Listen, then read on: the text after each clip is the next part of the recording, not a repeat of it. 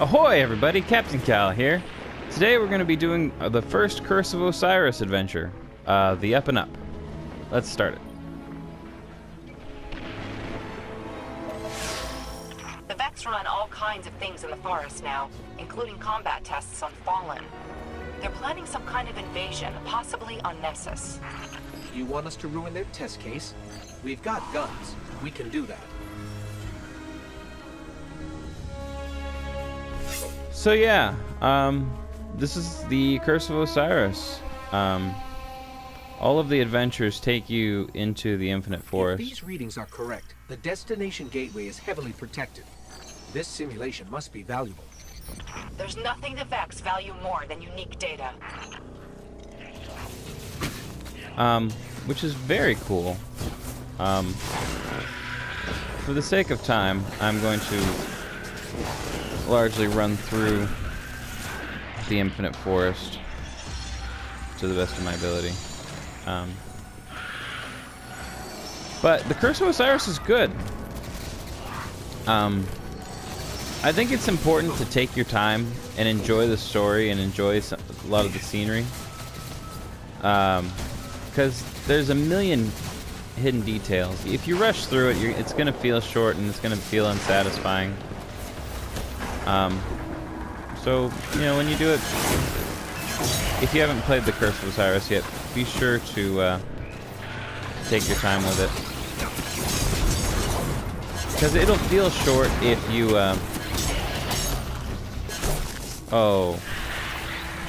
it will feel short if you just rush through the story.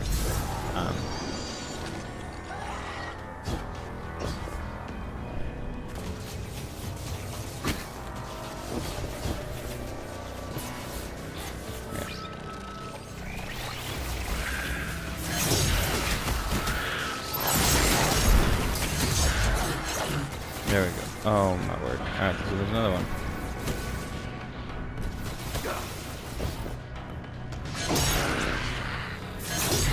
There we are.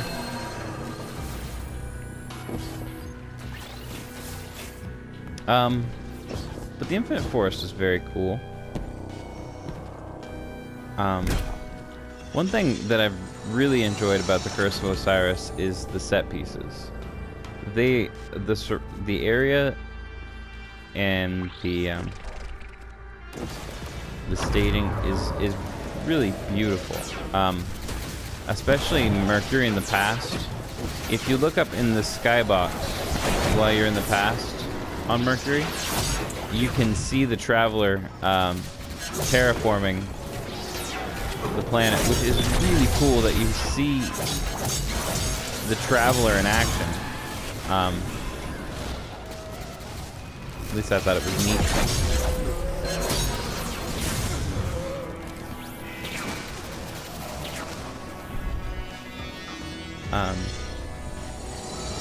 And the Sea of Vex Eyes when you're in the destroyed future, which we're going to be going to now, is very, very cool. So Curse of Osiris is definitely worth it, at least in my estimation. I would say that it is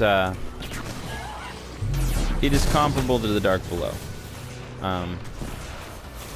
as far as level of content, which I believe is what they were aiming for, except for the quality is much higher. The Dark Below was a bit of a hot mess. This is actually very well done. Why simulate the fallen? So, they've never been weaker. The Vex intend to erase all other life forms. Powerful or weak, affluent or destitute. Anywhere we can stop them, we must.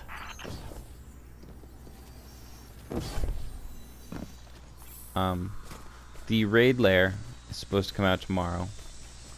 I would not be surprised if it was... Remember, you will not have much time to act. Move with purpose, and strike with intent. Come on, he gets it. This is one of my guardians we're talking about. I wouldn't be surprised if it was on par with Protozen, but we'll see. I will most likely put out a playthrough of the raid tomorrow. Now, before we get too far along, there is something I wanted to see. In this doorway here, which might point towards a future mission. You can look through this peephole and you'll see what appears to be the tomb of Saint-14. Now, if you've read the lore page on Saint-14's Grey Pigeon, it's basically a letter before he dies to a few individuals, Osiris and the Speaker being two of them. And if you notice, the purple ribbons flow off of him like on that ship, so it's assumed that this is Saint-14. I don't know if this is an Easter egg that they're leaving here for people to look at, or if this will end up being a mission in the future. But it'll be exciting to see. It's really sad, though. I had honestly held out hope that Saint-14 was alive and that we'd get to meet him, because I thought he was interesting as a character. He refers to the Speaker as father whenever he talks. So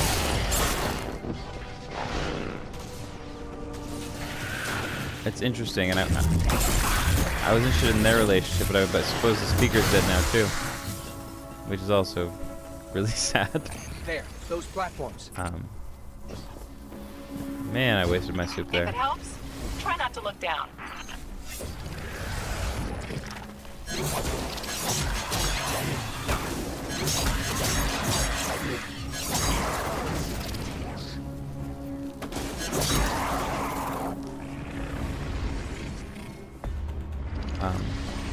But this is just an example of the set piece he is here. So looking out over the skybox, we see the sea of Vex red eyes.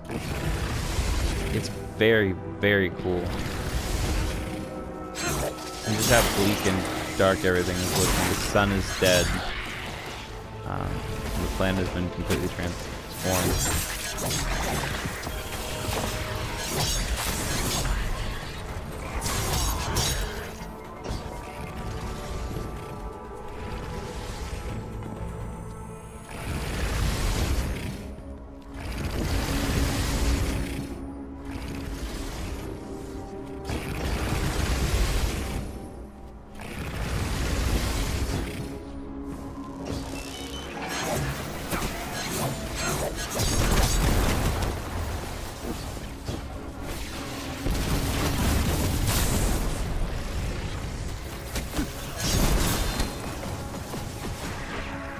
I got the new Gemini Jesters, which will should revolutionize my dodge punch strategy, because they disorient the target when you dodge near them.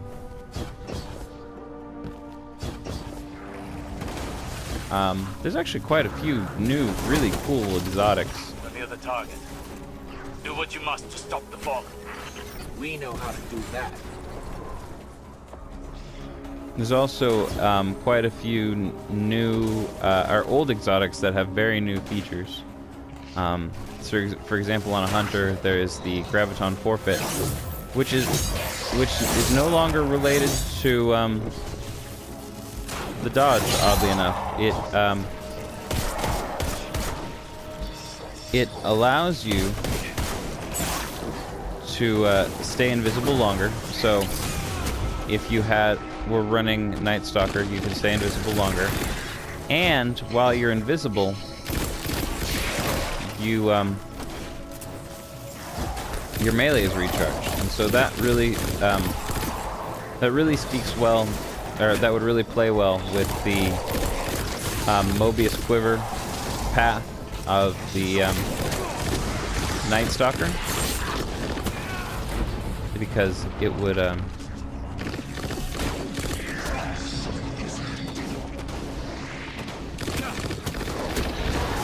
we go. Oh, Excellent. Another reality path closed to the Vex. Told you they were good. all right. Because it allows you to recharge your smoke grenade more quickly, as well as making your smoke grenades last longer. So that is very cool.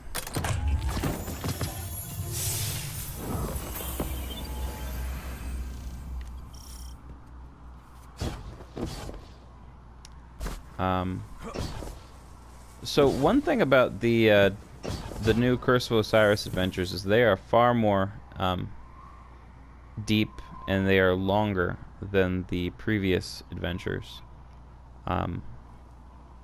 which is very cool, and they take you to some very neat places.